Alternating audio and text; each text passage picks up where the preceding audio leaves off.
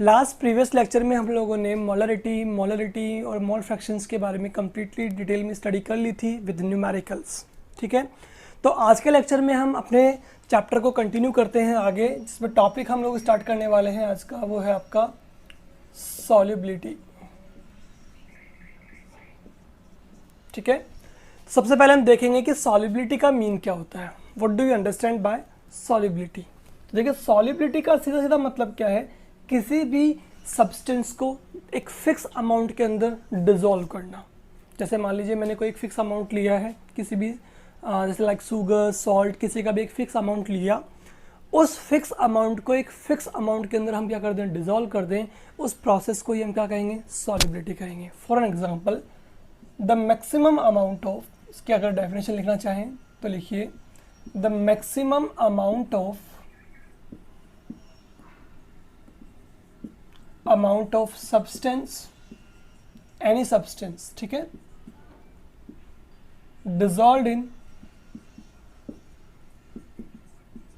a specific amount of solvent, यानी जिसमें हम इसको डिसॉल्व करेंगे उसकी कंसंट्रेशन ऑलवेज क्या रहेगी, हाई रहेगी, वो हाई अमाउंट में रहेगा। और जो कंपोनेंट आपका हाई अमाउंट में होता है, मैं आपको बता चुका हूँ ऑलरेडी, वो क्या होता है आपका सॉल्वेंट। तो कोई भी एक मैक्सिमम अमाउंट ऑफ सब्सटेंस जिसको हम डिसॉल्व करते हैं किसी स्पेसिफिक अमाउंट ऑफ सॉल्वेंट में एट स्पेसिफिक टेम्परेचर, एक फिक्स टेम्परेचर पे, तो इसे हम क्या कहेंगे, सॉल्युबिलिटी कहेंगे। क्या कहेंगे, सॉल्युबिलिटी। समझ में आ गया आपको कि एक फिक्स अमाउंट या मैक्सिमम अमाउंट जितना हम उसको डिसॉल्व कर सकते हैं, उतना अमाउंट किसी भी सब्सटेंस का लें और उसको हम डिसॉल्व कर दें किसके अंदर, एक फिक्स अमाउंट ऑफ सॉल्वेंट के अंदर एट स्पेसिफिक टेम्परेचर, तो उस प्रोसेस को हम कहेंगे सॉल्युबिलिटी। अगर बात सॉल्युबिलिटी की जाती है तो हमारे सिलेबस में सॉल्युबिलिटी हम दो टाइप से स्टडी करेंगे। Number one is solid in liquid, जब भी हम किसी सॉलिड को डिसॉल्व करते हैं किसमें, लिक्विड में। Number two is gases in liquid, यानी दूसरा हम किसी गैस कंपोनेंट को डिसॉल्व किस में करेंगे, लिक्विड के अंदर। ठीक है, अब मैं यहाँ पे आपको सॉल्युबिलिटी के लिए बता दूं कि अगर मान लीजिए आपने जो भी मैक्सिमम अमाउंट ऑफ सब्सटेंस जो डिसॉल्व करना चाहा है, वो मान लीजिए आपका ग्राम्स में है। किस में है, ग्राम में। ठीक है, मान लीजिए 5 ग्राम शुगर लिया आपने, ठीक है, 10 ग्राम सॉल्ट ले लिया आपने मान लीजिए। ठीक है, अगर जो भी अमाउंट आप इसमें डिसॉल्व करना चाह रहे हैं वो किस में, आपका ग्राम में, तो वो ऑलवेज किस में डिसॉल्व होगा, पर 100 ग्राम ऑफ सॉल्वेंट में डिसॉल्व हो जाता है। ठीक है, और इस स्टेज पर जो सॉल्यूशन आपका बनता है, जो डेफिनेशन हमने यहाँ पे कही है कि the maximum amount which can be dissolve, जो हम उसमें डिसॉल्व कर सकते हैं, ठीक है ना, उस कंडीशन पे अगर मैं कहूँ कि सॉल्यूशन किस टाइप का है, तो सॉल्यूशन किस टाइप का होगा आपका, वहाँ पे सैचुरेटेड सॉल्यूशन होगा। क्या होगा, सैचुरेटेड। अभी मैं आपको डिफाइन कर दूंगा कि what is you understand by saturate and unsaturate. चलो पहले इसी पे डिस्कस कर लेते हैं आगे। अपन क्या कहा हमने कि जो अमाउंट ऑफ, ये कहा मैक्सिमम, मैक्सिमम मतलब वो अमाउंट जो आपका मैक्स है, जिसके बाद हम और अमाउंट को डिसॉल्व ना कर पाए। डिसॉल्व करते हैं किसी एक स्पेसिफिक अमाउंट ऑफ सॉल्वेंट में, तो क्या बोलेंगे इसे, सॉल्युबिलिटी। ठीक है, अगर वो अमाउंट जो इसमें आप डिसॉल्व कर रहे हैं, वो अमाउंट अगर ग्राम्स में ले रहे हैं, तो उसका मतलब सॉल्वेंट भी किस में होगा, आपका ग्राम्स में ही होगा, यानी 100 ग्राम्स ऑफ सॉल्वेंट से आप डिसॉल्व कर रहे हैं। ठीक है, तो बात सिंपल सी है बड़ी, कि जब भी आप किसी सॉलिड को डिसॉल्व करते हैं लिक्विड में, ठीक है, मान लीजिए आपके पास में एक कंटेनर है जिसमें आप एक सॉलिड ले रहे हैं, कौन, 5 ग्राम, या मान लीजिए कोई भी सॉलिड जिसकी अमाउंट क्या है, 5 ग्राम है सॉल्ट। ठीक है, उसे आप डिसॉल्व किस में कर रहे हैं, वाटर में। वाटर कितना लिया आपने, मान लीजिए 500 ग्राम वाटर ले लिया है। कितना ले लिया है, 500 ग्राम वाटर। अब इस 5 ग्राम सॉल्ट को अगर आप डिसॉल्व करते हैं तो धीरे धीरे इसमें क्या आ जाएगा, इजीली डिसॉल्व हो जाएगा। हालांकि मैं अभी आपको फैक्टर्स अफेक्टिंग में समझाऊंगा कि ये सॉल्ट इसमें डिसॉल्व क्यों हो जाएगा, या कोई और कंपोनेंट लेंगे वो डिसॉल्व होगा कि नहीं होगा, सब समझा देंगे, अभी आपको एक्सप्लेन कर देंगे। पहले ये समझिए कि हमने क्या लिया, 5 ग्राम सॉल्ट लिया है जिसको हमने डिसॉल्व किया है 500 ग्राम ऑफ वाटर के अंदर, किया डिसॉल्व। ठीक है, डिसॉल्व हो गया। क्या अब जो अमाउंट हमने सॉल्यूट का इस सॉल्वेंट में डिसॉल्व किया है, उसके बाद क्या हम और अमाउंट ऑफ सॉल्ट इसमें डिसॉल्व कर सकते हैं? यस, कर सकते हैं, क्योंकि अभी इसकी मैक्सिमम क्वांटिटी नहीं आई है जो डिज़ोल्व कर दी गई है। अभी इसमें और गुंजाइश है और हम अमाउंट ऑफ सॉल्ट को इसमें डिज़ोल्व कर सकते हैं। तो क्या कहेंगे, the solution in which we can add more amount of solute, more amount of solute. तो उस सॉल्यूशन को बेटा हम क्या कहेंगे, अनसैचुरेटेड सॉल्यूशन कहेंगे। ठीक है, तो सॉल्यूशन जो है उसको हम अमाउंट ऑफ सॉल्यूट के हिसाब से दो पार्ट में कैरेक्टराइज कर देते हैं, अनसैचुरेटेड सॉल्यूशन और एक होता है आपका सैचुरेटेड सॉल्यूशन। ठीक है, तो अनसैचुरेटेड सॉल्यूशन किसे कहेंगे, उस सॉल्यूशन को जिसमें हम और अमाउंट ऑफ सॉल्यूट को डिसॉल्व कर पाएंगे। ठीक है, यानी हमने एक बहुत बड़े अमाउंट के अंदर बहुत थोड़ा सा अमाउंट किसका डिसॉल्व किया, सॉल्यूट का डिसॉल्व किया। ठीक है, वो इसमें इजीली डिसॉल्व हो गया। अब अगर हम उसमें कुछ अमाउंट सॉल्यूट का और मिक्स करते हैं वो भी इसमें डिसॉल्व हो सकते हैं। ठीक है, तो उस तरह के सॉल्यूशंस को क्या बोलेंगे, अनसैचुरेटेड सॉल्यूशन बोलेंगे। अब हमने सेकंड डेफिनेशन क्या कही कि मान लीजिए इसमें हमने अमाउंट ऐड करते गए, किसका, सॉल्ट का। धीरे धीरे जितने ज़्यादा अमाउंट हम इसमें ऐड करेंगे, एक टाइम ऐसा आएगा कि इसमें सॉल्ट का और अमाउंट मिक्स होना पॉसिबल नहीं है। समझ रहे हो बात को, बहुत आसान सी बात है क्या, कि सॉल्ट के अमाउंट को जब हम इसमें ऐड करते गए, इसकी क्वांटिटी को इंक्रीज करते गए, तो एक टाइम ऐसा आएगा जब आप सॉल्ट को ऐड करोगे तो वाटर के अंदर वो डिसॉल्व होना बंद हो जाएगा। क्यों, क्योंकि आपने मैक्सिमम क्वांटिटी इस सब्सटेंस की है जो इसके अंदर ऑलरेडी डिसॉल्व कर दी है। तो क्या कहेंगे, the solution in which we can not add more amount of solute. क्या कह रहे हैं कि वो सॉल्यूशन जिसमें अब हम और अमाउंट ऑफ सॉल्यूट को ऐड नहीं कर पाएंगे, उस सॉल्यूशन को क्या कहेंगे, सैचुरेटेड सॉल्यूशन। क्या कहेंगे, सैचुरेटेड सॉल्यूशन। तो this is the difference between unsaturated and saturated solution. In such type of this solution we can add more amount of solute, but in such type of solution या these type of solution we cannot add more amount of solution because we already added maximum amount of solute in solvent। ठीक है, तो ये हो गया आपका difference between unsaturated and saturated solution. तो ये हुआ सॉलिड इन लिक्विड। ठीक है, जब भी हम एक फिक्स अमाउंट ऑफ या मैक्सिमम अमाउंट ऑफ सोल्यूट को, ठीक है, जो ग्राम में है, डिसॉल्व करते हैं किसी लिक्विड में। ठीक है, ठीक है, एट स्पेसिफिक टेम्परेचर, तो इसे कहेंगे solubility of solid in liquid.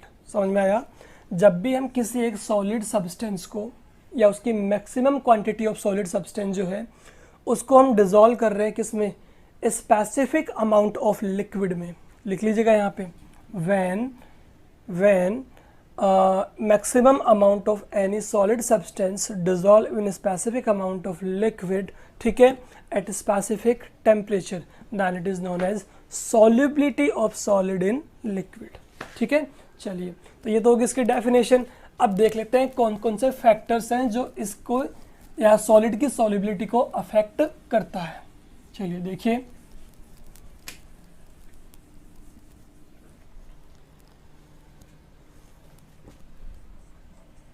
factors affecting solubility of solid in liquid। ठीक है, अगर हम किसी सॉलिड को लिक्विड में डिसॉल्व करना चाह रहे हैं तो उनमें कौन कौन से फैक्टर्स हैं जो इनकी सॉल्युबिलिटी पे इफेक्ट डालेंगे। नंबर 1, ये तो आप समझ गए होंगे कि एक मैक्सिमम अमाउंट ऑफ सॉलिड को जब हम डिसॉल्व करते हैं स्पेसिफिक अमाउंट ऑफ लिक्विड में, ठीक है, दोनों ही किसमें होने चाहिए, आपके ग्राम्स में। चलिए, और सॉल्यूशन कैसा हो जाएगा, सैचुरेटेड। ये दो कंडीशंस हैं। ठीक है, नंबर 1 जो आपके पास यहाँ पे आ रहा है वो आ रहा है आपका नेचर ऑफ सॉल्यूट, या सॉल्वेंट भी यहाँ पे यूज कर सकते हो। तो ये बहुत ही एक कह सकते हैं इंप्रेसिव फैक्टर है इसके अंदर, जिसकी सीधे सीधे इफेक्ट डाला जाता है किस पे, सॉल्युबिलिटी पर। अब समझिए, मान लीजिए आपको इस फैक्टर को पढ़ना है तो आपके लिए एक बहुत सिंपल सा कॉन्सेप्ट है, वो आपका like dissolve like, like dissolves like. ये मैंने आपको 11th क्लास में भी पढ़ाया हुआ है। ठीक है, लाइक डिसॉल्व लाइक का मतलब क्या होता है, same dissolve in same, same dissolve in same, मतलब पोलर सब्सटेंस जो होंगे वो पोलर में डिजोल्व होंगे और नॉन पोलर सब्सटेंस जो हैं वो नॉन पोलर में डिजोल्व हो जाएंगे। ठीक है, तो ये नेचर हुआ। मान लीजिए अगर आपके पास में ऑलरेडी जो है सॉल्वेंट वो कैसा है, वाटर है। अब वाटर के अंदर आप मिक्स करना चाह रहे हो किसको, सोल्ट को, NaCl को, तो ये इसके अंदर सॉल्युबल है, यानी कि ये जो हम सॉलिड ले रहे हैं ये सॉलिड इस लिक्विड में इजीली क्या है, डिजोल्व है। डिजोल्व क्यों है बता देते हैं, क्योंकि वाटर की बात करते हैं तो वाटर में यहाँ पे हाइड्रोजन और ऑक्सीजन के बीच डिफरेंस ऑफ इलेक्ट्रोनेगेटिविटी बहुत हाई होने की वजह से ये आपके पोलर कैरेक्टर शो करते हैं, डायपोल डायपोल इंटरेक्शन के बीच में होगा।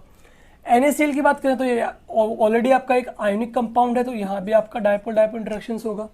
ठीक है, यानी कि दोनों की दोनों स्पीसीज जो है वो कैसी हैं, आपकी पोलर हैं, तो इसलिए दोनों एक दूसरे से इंटरेक्ट करेंगी और इजीली क्या हो जाएंगी, आपकी डिजोल्व हो जाएंगी, यानी कि पोलर सब्सटेंस पोलर में क्या होगा, आपका डिजोल्व होगा। सिंपल सी बात है। ठीक है, यहीं पे NaCl की बजाय अगर अपन क्या लेते, मान लीजिए ऑयल लेते हैं या मान लीजिए कोई और अदर ऐसे सब्सटेंस लेते हैं जो इसके अंदर डिजोल्व नहीं हो रहा है, यानी कि हाइड्रोकार्बन कोई भी ले रहे हैं मान लीजिए, तो हाइड्रोकार्बन में क्या होता है, कार्बन और हाइड्रोजन के बीच डिफरेंस ऑफ इलेक्ट्रोनेगेटिविटी जो होती है वो आपकी होती है लेस देन 0.5 होती है। ठीक है, समझ रहे हो, इसलिए कहते हैं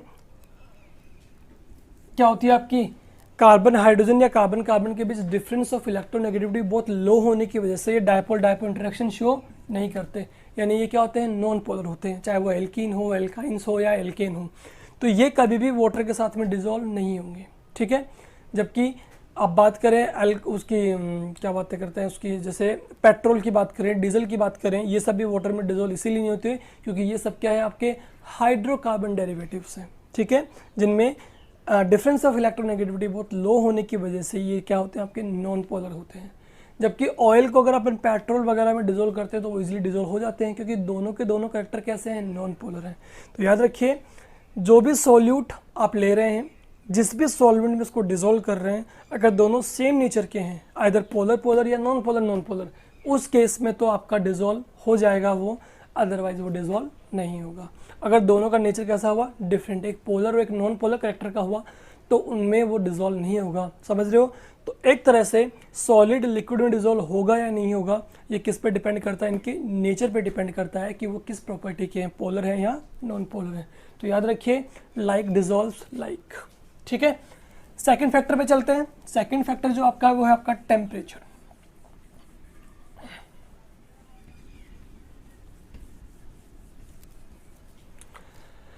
टेम्परेचर की बात करेंगे यहाँ पर सेकंड फैक्टर की, तो टेम्परेचर में देखो क्या होगा, टेम्परेचर का सीधा सीधा रिलेशनशिप क्या होता है, टेम्परेचर दो तरह से काम करेगा।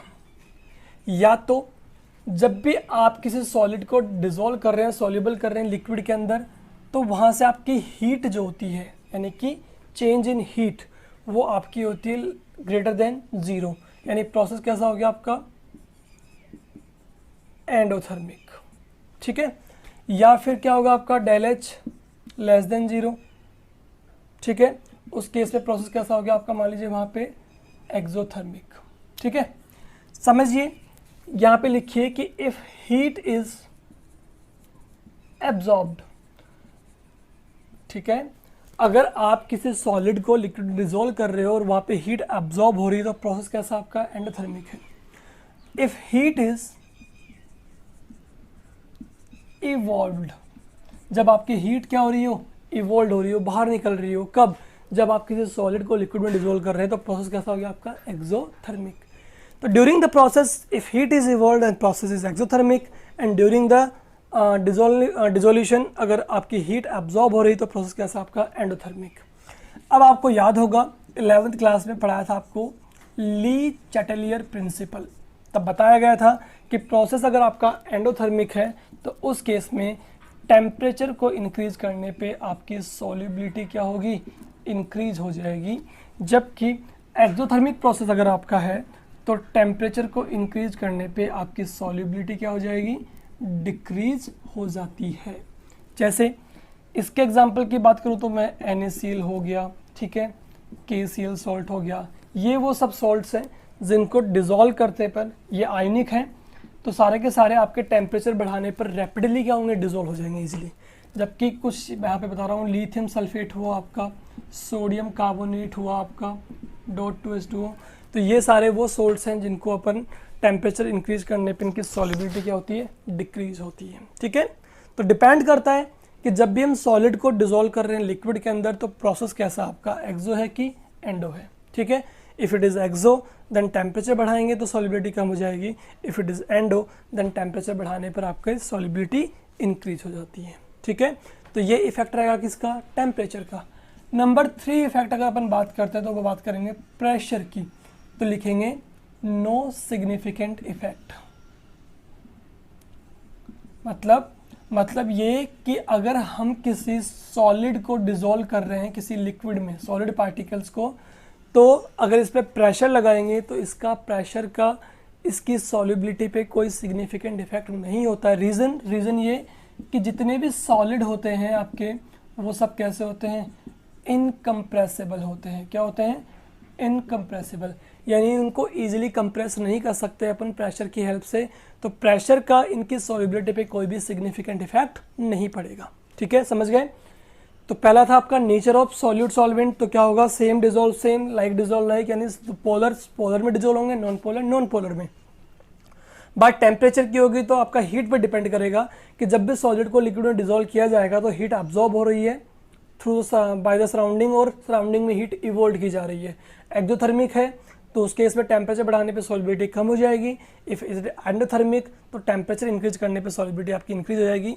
आप जाकर देख सकते हैं अपने नोट्स में भी, ली टेटली प्रिंसिपल के थ्रू। ठीक है, और उसके बाद में बात करते हैं प्रेशर की, तो प्रेशर तो है आपका, जब सॉलिड की बात कर रहे हैं तो सॉलिड पे तो प्रेशर का इफेक्ट इतना होता ही नहीं है, वो कंप्रेसिबल नहीं होते, इसलिए प्रेशर का यहाँ पे सॉल्युबिलिटी पे कोई भी सिग्निफिकेंट इफेक्ट नहीं पड़ेगा। चलिए अब हम बात करते हैं दूसरे पॉइंट पे जो हमारा था, गैस डिसॉल्व इन लिक्विड। ठीक है, हमने अभी देखा कि किसको, when solid dissolve in liquid. लेकिन अब जब अपन बात करेंगे तो बात करेंगे जब व्हेन गैस इन लिक्विड, तो यहां भी क्या बोलेंगे, यहां भी ये बोलेंगे the maximum amount of gaseous substance. किसी भी गैसियस सब्सटेंस का मैक्सिमम अमाउंट आप ले रहे हैं और इसको एक स्पेसिफिक अमाउंट ऑफ लिक्विड में डिसॉल्व कर रहे हैं एट स्पेसिफिक टेम्परेचर, तो उसे कहेंगे solubility of gas in liquid. Simple सी डेफिनेशन है। ठीक है, अब इसके फटाफट से क्या देख लेते हैं, फैक्टर्स अफेक्टिंग।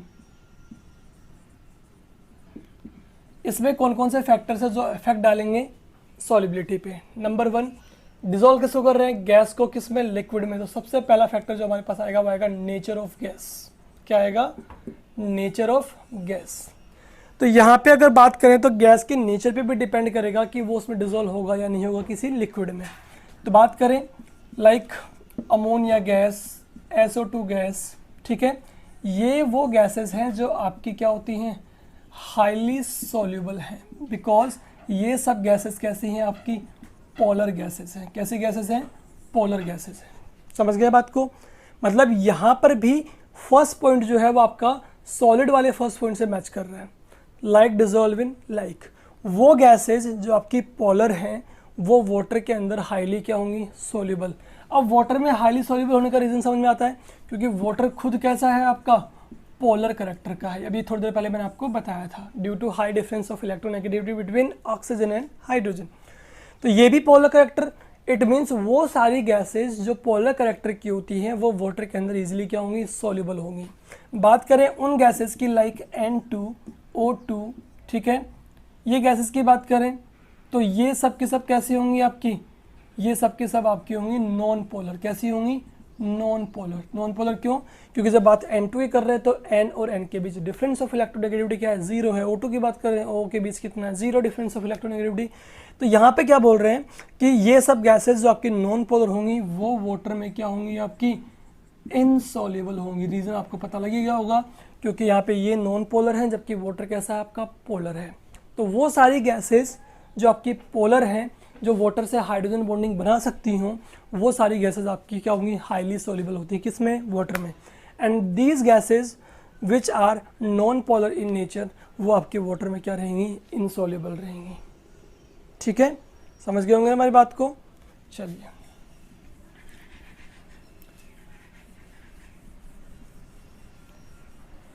तो नेचर ऑफ गैस में बहुत सिंपल सा है, आपको क्या है कि जो गैसेस आपकी हाइड्रोजन बॉन्डिंग फॉर्म कर सकती हों और जो आपकी क्या हों आयनाइजेबल, या यू कैन से कि उनमें आपका डिफरेंस ऑफ इलेक्ट्रोनेगेटिविटी हाई हो, यानी पोलर नेचर की होंगी तो वो डिजोल्व हो जाएंगी, और जो नॉन पोलर गैसेस हैं वो आपकी डिजोल्व नहीं होती, या वो लेस सोल्यूबल होती है। ये नहीं कहता कि आपका सोल्यूबल नहीं है, ठीक है, सोल्यूबल हो सकती है बट वो लेस सोल्यूबल होंगी, जबकि अमोनिया, सल्फर डाइऑक्साइड गैसेज ये आपकी वाटर में हाईली सोल्यूबल होती हैं। नंबर 2 बात करते हैं, तो बात करेंगे आपके टेम्परेचर की। किसकी बात करेंगे? टेम्परेचर की। तो टेम्परेचर कैसे इफेक्ट डालता है किसी भी गैस को लिक्विड में डिजोल्व करने पे, वो देख लीजिए फटाफट से समझिए। मान लीजिए आपके पास में वाटर है, अब आपको पता है वाटर में हाइड्रोजन प्लस ऑक्सीजन दोनों गैसेज होती हैं। जैसे आप इसको हीट करते हो, क्या करते हो? हीट का मतलब क्या दे रहे हो आप इसे? टेम्परेचर, ठीक है। तो ये जो प्रोसेस है वो ऑलवेज आपका कैसा है? एक्सोथर्मिक है। कैसा है? एक्सोथर्मिक, ठीक है। यानी जब भी हम किसी गैसेस सब्सटेंस जो आपका लिक्विड में डिजोल्व है उसको हीट करें, तो ये हीटिंग प्रोसेस जो होगा, इसको हीट देने वाला, वहाँ पे टेम्परेचर ऑलवेज कितना हो जाएगा आपका? ग्रेटर देन 0, यानी कि आपका प्रोसेस कैसा हो गया? आपका एक्सोथर्मिक रहेगा वहाँ पे, ठीक है। और आपको पता है according to Le Chatelier principle कि प्रोसेस जब आपका एक्सोथर्मिक हो, ठीक है, यानी मैं क्या कह रहा हूँ? मैं ये कह रहा हूँ आपसे, जब भी किसी गैस को हम डिजोल्व करते हैं किसी लिक्विड में, तो इनका जो डिजोल्यूशन प्रोसेस है वो प्रोसेस कैसा आपका? एक्सोथर्मिक है। कैसा है? एक्सोथर्मिक। अभी ये वाला प्रोसेस नहीं बोल रहा मैं, जब भी किसी गैस को लिक्विड में डिजोल्व किया जाएगा, तो गैस जब लिक्विड में डिजोल्व होगी तो वहाँ पे क्या होगा? हीट इवोल्व होती है, यानी कि एक्सोथर्मिक प्रोसेस वहाँ पर होता है। प्रोसेस जब एक्सोथर्मिक है और अब आप इसे क्या दे रहे हैं? टेम्परेचर क्या कर रहे हैं? इंक्रीज। तो मैंने कहा था प्रोसेस एक्सोथर्मिक होने के केस में अगर आप टेम्परेचर बढ़ाते हो तो सॉल्युबिलिटी क्या हो जाती है? लो हो जाती है। क्या हो जाती है? लो, यानी कि डिक्रीज। वैसे भी दिखाई दे रहा है साफ साफ, जैसे इसको हीट करना स्टार्ट करेंगे तो गैसेस के मॉलिक्यूल जो है वो एनर्जी एब्जॉर्ब करेंगे। एनर्जी एब्जॉर्ब करेंगे तो क्या होगा? धीरे धीरे वो क्या होना स्टार्ट हो जाएंगे? इवोपरेट होना स्टार्ट हो जाएंगे, यानी गैसेस की सॉल्युबिलिटी जो है वो धीरे धीरे क्या हो जाएगी? कम हो जाएगी। कब? जब टेम्परेचर को बढ़ाते हैं, ठीक है। तो इस पर बहुत ही एक अच्छा क्वेश्चन भी है जो आपको पूछा जाता है एग्जाम्स में, वो मैं आपको बता देता हूँ कौन सा क्वेश्चन है, ठीक है। तो यार रिलेशन आपको समझ में आ गया होगा कि टेम्परेचर को इंक्रीज करेंगे तो उससे पहले हम देखेंगे कि गैस को जब लिक्विड में डिजोल्व किया जाएगा तो वो प्रोसेस कैसा आपका? एक्सोथर्मिक है। टेम्परेचर बढ़ाएंगे तो टेम्परेचर जब एक्सोथर्मिक केस में बढ़ाते हैं तो सॉल्युबिलिटी कम हो जाती है, यानी गैसेस के पार्टिकल धीरे धीरे इवोपरेट होना स्टार्ट हो जाते हैं। एक बहुत ही अच्छा क्वेश्चन इस पर पूछा जाता है, why aquatic animals comfortable in cold water as compared to hot water। समझ गए कि जो आपके एक्वेटिक एनिमल्स होते हैं वो कोल्ड वाटर में ज़्यादा कंफर्टेबल होते हैं as compare to hot water के। तो आंसर यही है। हॉट वाटर का मतलब क्या हुआ यहाँ पे? यानी वहाँ पे टेम्परेचर आपने बढ़ा दिया है। जब टेम्परेचर बढ़ा दिया है तो वाटर के अंदर गैसेस की जो सॉल्युबिलिटी है वो क्या हो जाएगी? डिक्रीज, ठीक है। डिक्रीज होने का मतलब यहाँ पे क्या हो गया है? डिक्रीज होने का मतलब ये हो गया है कि इस वाटर के अंदर जो आपकी ऑक्सीजन गैस प्रेजेंट होती है वो धीरे धीरे क्या हो जाएगी? कम हो जाएगी। अब यहाँ पे ऑक्सीजन का अमाउंट अगर कम हो गया तो एक्वेटिक एनिमल्स को ब्रीथिंग में प्रॉब्लम आएगी, ठीक है। जबकि वाटर अगर आपका कोल्ड है तो वहाँ पे सॉल्युबिलिटी ऑफ गैस क्या है आपकी? हाई है, इसलिए वहाँ पर आपके कंफर्टेबल रहेंगे एक्वेटिक एनिमल। समझ गए होंगे? तो आपका आंसर दे सकते हैं कि एक्वेटिक एनिमल हॉट वाटर में कंफर्टेबल क्यों नहीं होते? क्योंकि हॉट वाटर में टेम्परेचर क्या हो गया? हाई हो गया, ठीक है। इस वजह से सॉल्युबिलिटी ऑफ गैसेस क्या हो जाएगी? लो हो जाएगी, तो वहाँ ऑक्सीजन जो है वो डेफिशिएंट हो जाएगा, ठीक है। और ऑक्सीजन क्या है? ऑक्सीजन बहुत ज़्यादा इंपॉर्टेंट एक गैस है जो हर एक एक्वेटिक एनिमल्स के लिए हेल्पफुल होती है उसकी ब्रीथिंग में, रेस्पिरेटरी सिस्टम में। तो वो जब उनको नहीं मिलेगी तो वो कंफर्टेबल कैसे रह पाएंगे वहाँ पर, ठीक है। तो इसलिए आपके एक्वेटिक एनिमल्स कोल्ड वाटर में ज़्यादा कंफर्टेबल होते हैं as compare to hot water की। तो ये आपका सेकंड फैक्टर यहाँ पे कंप्लीट हो जाता है। थर्ड फैक्टर जो होगा वो होगा आपका प्रेशर। अगर हमने बात की प्रेशर की, तो प्रेशर को हमने लास्ट टाइम देखा था कि उसका कोई सिग्निफिकेंट इफेक्ट नहीं था वहाँ पर। क्यों नहीं था? क्योंकि लास्ट टाइम हम किसको डिजोल्व कर रहे थे? सॉलिड को डिजोल्व कर रहे थे, किसमें? लिक्विड में। तो सॉलिड क्या होते हैं? इनकम्प्रेसिबल। तो वहाँ पे प्रेशर का कोई सिग्निफिकेंट इफेक्ट नहीं था। बट क्या यहाँ पे भी नहीं होगा? होगा, क्योंकि गैसेस के पार्टिकल को इजिली कंप्रेस किया जा सकता है। ठीक है, चलिए एक एग्जाम्पल लेते हैं, उसे समझिए फटाफट से। ये आपके पास क्या है? वाटर है। यहाँ पर आपके पास कुछ गैसेस के पार्टिकल्स हैं। यहाँ पे आपने पिस्टन अप्लाई किया, पिस्टन से क्या किया आपने? एक प्रेशर P1 इसके ऊपर क्या कर दिया? एक्सक्रीट कर दिया। कुछ प्रेशर है P1, वो प्रेशर आपने अप्लाई किया किसके ऊपर? गैसेस मॉलिक्यूल पर। तो जैसे आप इस पर प्रेशर अप्लाई करते हो तो मॉलिक्यूल्स क्या आ जाएंगे? पास पास आ जाएंगे, यानी इनके बीच इंटरमॉलिक्यूलर स्पेस क्या हो जाएगा? कम हो जाएगा, अट्रैक्शन फोर्स बढ़ जाएगा। तो जैसे इसके ऊपर प्रेशर एक्सक्रीट होता है तो ये धीरे धीरे मॉलिक्यूल्स जो है वो वाटर के अंदर स्ट्राइक करना स्टार्ट कर देते हैं, वाटर में गिरना स्टार्ट कर देते हैं। यानी जब आप देखेंगे कि जब आपने पिस्टन से इसको अच्छे से प्रेशराइज कर दिया तो ये जो गैसेस के मॉलिक्यूल हैं वो सारे किस में आ जाएंगे? आपके लिक्विड में आ जाएंगे। ठीक है, इसका मतलब क्या हुआ कि गैसेस पार्टिकल की जो सॉल्युबिलिटी है, सॉल्युबिलिटी ऑफ गैसेस पार्टिकल, वो क्या हुई? आपकी इंक्रीज हुई। ठीक है, देखा ना भी आपने, गैसेस पार्टिकल पहले दूर दूर थे, जैसे अपन ने इस पर प्रेशर लगाना स्टार्ट किया तो पार्टिकल्स पास पास आए, उनके बीच अट्रैक्शन फोर्स बढ़ा, दे बिकम्स टर्न इनटू लिक्विड। वो धीरे धीरे लिक्विड में चेंज होना स्टार्ट हो गए और जाकर किस में इंटरेक्ट कर गए? आपके लिक्विड जो आपका सॉल्वेंट था, यानी कि उसमें जाकर डिजोल्व होना स्टार्ट हो गए। तो जब प्रेशर हमने अप्लाई किया गैसेस के पार्टिकल्स पे तो उन गैसेस मॉलिक्यूल की लिक्विड के अंदर सॉल्युबिलिटी क्या हुई? इंक्रीज हुई। तो solubility of gases particle increases, ठीक है, when pressure is applied on the surface of gaseous molecule। Simple सा फंडा है। ठीक है, तो यहाँ पे क्या बोल रहे हैं अपन? जो यहाँ पर आपका रिलेशन है, relation of solubility of gas in liquid with pressure। किसके साथ? प्रेशर के साथ। मतलब हमने यहाँ पे एक रिलेशन निकाला है कि जब भी हम गैसेस के मॉलिक्यूल पे प्रेशर अप्लाई करेंगे तो उनकी सॉल्युबिलिटी लिक्विड में क्या हो जाती है? इंक्रीज। तो सॉल्युबिलिटी किसी गैस के लिक्विड के अंदर, उसका रिलेशन हमने निकाला किसके साथ? प्रेशर के साथ। किसने? हमने नहीं, किसने निकाला था?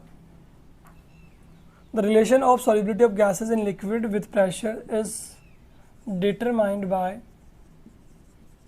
हेनरी। किसने निकाला था सबसे पहले इसको? हेनरी साइंटिस्ट था, उसने सबसे पहले इनके बीच रिलेशन को डिटरमाइन किया था। इसीलिए इस लॉ को हम क्या बोलते हैं? Henry law. क्या बोलते हैं? Henry law. और हेनरी लॉ क्या कहता है आपसे? ये कहता है कि mass of gases molecule,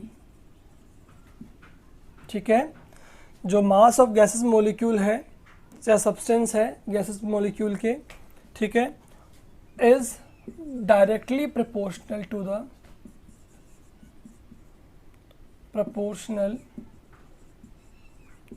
the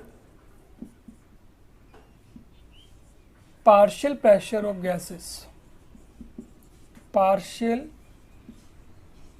pressure of gases at equilibrium। ठीक है, क्या कहा कि जो भी हम इसके ऊपर पार्शियल प्रेशर अप्लाई कर रहे हैं गैसेस मॉलिक्यूल पर, वो आपका डायरेक्टली प्रोपोर्शनल होगा किन पर?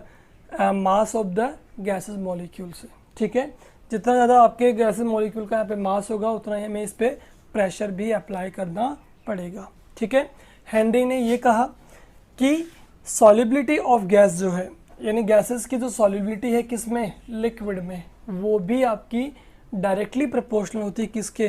Pressure which is applied on the surface of gases molecule. अब यहाँ पे मास ऑफ गैसेस मॉलिक्यूल को हम क्या लिख सकते हैं? Mole fraction. देखो इसके अकॉर्डिंग अगर अपन निकालना चाहें तो निकालेंगे m is directly proportional to p, कि मास ऑफ गैसेस सब्सटेंस जो है वो किसके प्रोपोर्शनल है? Partial pressure of gas at equilibrium. तो यहाँ पे जैसे इसको प्रोपोर्शनल उठाएंगे तो क्या जाएगा हमारे पास में? k पी, यहाँ पे के क्या है आपका कांस्टेंट है, ठीक है। मास ऑफ गैसेस मॉलिक्यूल को क्या लिख सकते हैं बेटा, मोल फ्रैक्शन, क्या लिख सकते हैं, मोल फ्रैक्शन, जो हमने प्रीवियस लेक्चर में पढ़ा था कि कंपोनेंट्स जो हमें गिवन है उसको रखेंगे ऊपर मोल्स ऑफ कंपोनेंट्स को, और डिवाइड बाय क्या कर देंगे, डिवाइड बाय कर देंगे अपन क्या, total moles of all components. तो मोल क्या होता है, given mass upon molar mass. तो किसी भी गैसेस के मासेस मॉलिक्यूल को हम किस में डिनोट कर सकते हैं, मोल फ्रैक्शन में।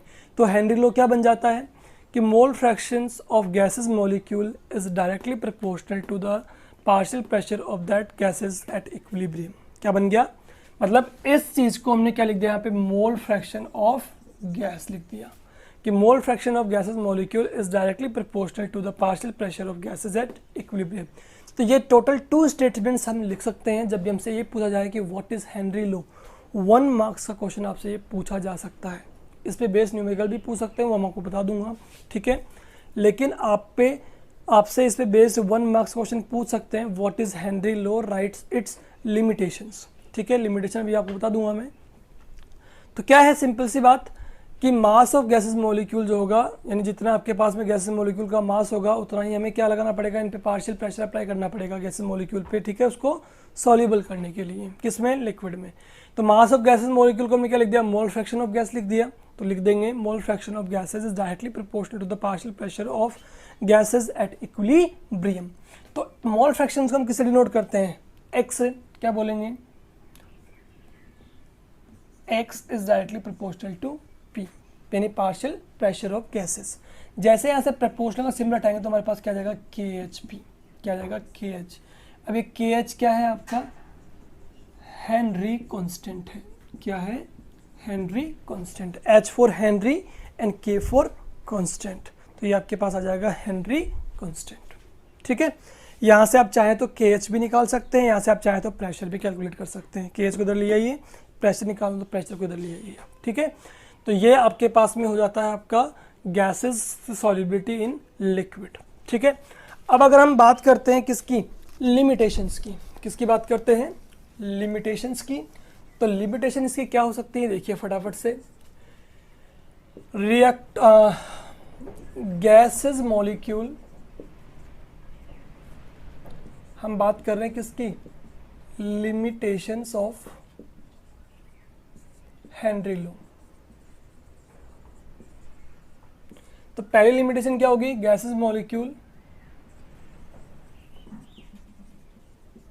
शुड नॉट रिएक्ट विथ, मतलब ये है कि हेनरी लॉ जो है वो आपका कब कब एप्लीकेबल नहीं होता है। मतलब ये ज़रूरी नहीं है कि आपने हेनरी लॉ ने जो कहा वो सब कुछ ही एप्लीकेबल होता है। देखो मैं इसका आपको एग्जांपल भी देता हूँ, बहुत सिंपल सा। आप लोगों ने सॉफ्ट ड्रिंक देखी, सॉफ्ट ड्रिंक, कोल्ड ड्रिंक, ठीक है। उस कोल्ड ड्रिंक में क्या होता है, आप देखा होगा कि जब भी उसके कैप को हम ओपन करते हैं तो उसमें से CO2 गैस हमें निकलती हुई दिखाई देती है, ठीक है। आपसे हेनरी लॉ क्या कह रहा है, हेनरी लॉ ये कह रहा है कि जब जब आप गैसेस मॉलिक्यूल पे प्रेशर अप्लाई करेंगे तब तब गैसेस के मॉलिक्यूल जो हैं वो वाटर में क्या होंगे, डिजोल्व होंगे, ठीक है। देखिए सॉल्वेंट में क्या उसकी सॉल्युबिलिटी इंक्रीज होगी, ये कहना चाह रहा हूँ आपसे। तो याद करो उस एग्जाम्पल को जो मैं आपको बता रहा हूँ कि सॉफ्ट ड्रिंक को जब भी हम आप ओपन करते हैं तो एकदम से आपको वाइटिश कलर की CO2 गैस निकलती हुई दिखाई देती है।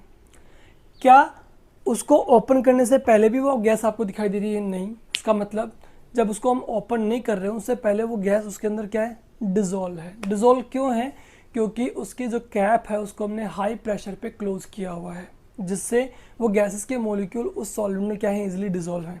जैसे आप उस कैप को हटा रहे हो तो आप क्या कर रहे हो, प्रेशर कम कर रहे हो। क्या कह रहा हूँ मैं यहाँ पे, डायरेक्टली प्रोपोर्शनल कह रहा हूँ ना। जैसे ही प्रेशर को हटा रहे हो तो इसका मतलब क्या हो गया, प्रेशर आपने लो कर दिया।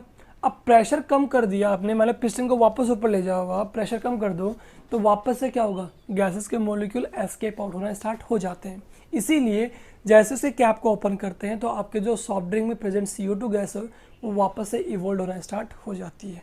यानी कि प्रेशर कम करेंगे तो सॉल्युबिलिटी ऑफ गैस कम हो जाएगी, प्रेशर को बढ़ाएंगे तो सॉल्युबिलिटी ऑफ गैस बढ़ जाएगी आपकी, ठीक है, इंक्रीज हो जाएगी।